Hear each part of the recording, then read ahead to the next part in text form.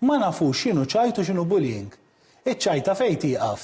Fil-ġimgħa kontra l-bullying fuq il-post tax-xogħol, il-Fondazzjoni Be Brave titkellem dwar dak li l-fundatur tagħha Dr. Aaron Zammita Apap isejjaħ bħala riżultati xokkanti ta' proġett li għamlet. Kienet jitkellem fil-programm Ras Imbras fuq TVN Plus.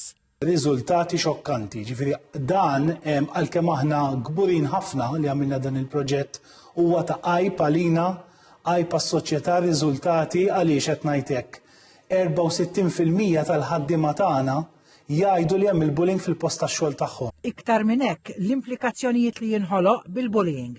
9% minn dawk li jiġu bullied kellhom ħsibijiet jew għamlu attentat jew wettqu self-harm jew suwiċidju. Dr. Zammita Apap jgħid li l-bullying fuq il-post tax-xogħol jaf ikun differenti, jiġi manifest b'imġiba psikoloġika manipulattiva.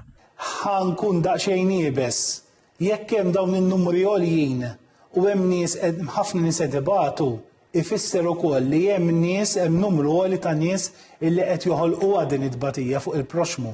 Jgħid ukoll li kultant il-bullying jista' jsir inkonxjament b'imġiba li biha wieħed laqqas jinduna xi tbatijiet joħloq fuq ħaddieħor, imma jekk isir ripetutament hemm ikun bullying maħsub. Pereżempju f'uffiċini fejn forsi għandek daqsxejn iktar kontroll fuq l-imġiba tan-nies issib dak li nsejħulu passive aggressiveness, xi ħadd jista' jitħaqlek jitabtablek fuq darek u jtik kompliment u jmekek.